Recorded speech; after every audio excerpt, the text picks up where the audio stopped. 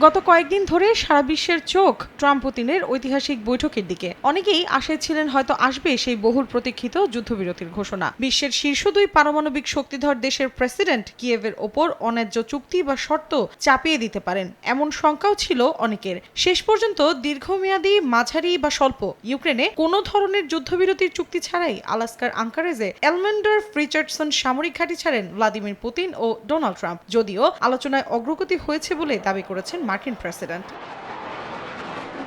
বিশ্লেষকরা বলছেন, যুদ্ধবন্ধে প্রাথমিক উদ্যোগ হিসেবে পুতিনের সঙ্গে ট্রাম্পের এই বৈঠকের গুরুত্ব অনেক। যুদ্ধে লিপ্ত রাশিয়ার পর তাই ইউক্রেন ও তার ইউরোপীয় মিত্রদের সঙ্গে বসার কথা জানিয়েছেন ট্রাম্প। ৩.৫ বছরের বেশি সময় ধরে চলা যুদ্ধবন্ধে এতদিন পুতিনকে কেউ রাজি করাতে না পারলেও সমঝোতার বিষয়ে পুতিনের সঙ্গে সরাসরি আলোচনা শুরু করলেন ট্রাম্প। এ বিষয়ে বিবিসির সংবাদদাতা অ্যান্থনি জুরচার তার বিশ্লেষণে বলেন, মার্কিন প্রেসিডেন্ট ডোনাল্ড ট্রাম্প নিজেকে চুক্তির কারিগর হিসেবে উপস্থাপন করার যে চেষ্টা করে আসছিলেন, আলাস্কা বৈঠকে তার সেই অবস্থান দেখা যায়নি। দীর্ঘ বৈঠকের পর ডোনাল্ড ট্রাম্প বলেন, চুক্তি সই না হওয়া পর্যন্ত বলা যাবে না যে কোনো চুক্তি হয়েছে।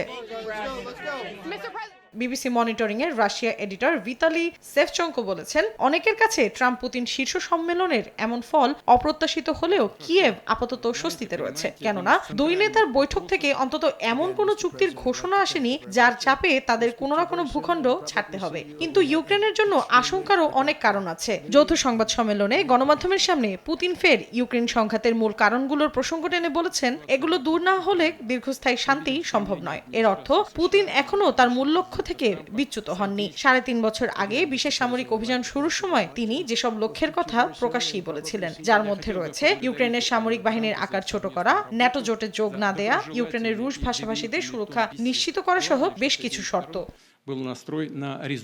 তবে ইউক্রেনে পূর্ণমাত্রার আগ্রাসনের পর পশ্চিমা নেতাদের কাছ থেকে অনেকটা একঘরে হয়ে পড়েন রুশ প্রেসিডেন্ট। এই অবস্থায় মার্কিন প্রেসিডেন্টের সঙ্গে সরাসরি আলোচনায় বসাকেই পুতিনের জন্য একটি সাফল্য হিসেবে আখ্যা দিচ্ছেন অনেকে। নিষেধাজ্ঞার মধ্যেও বিশ্বমঞ্চে এটি পুতিনের রাজস্বিক প্রত্যাবর্তন বলেও উল্লেখ করেন কেউ কেউ। মৌসুমী সাথী, সময় সংবাদ।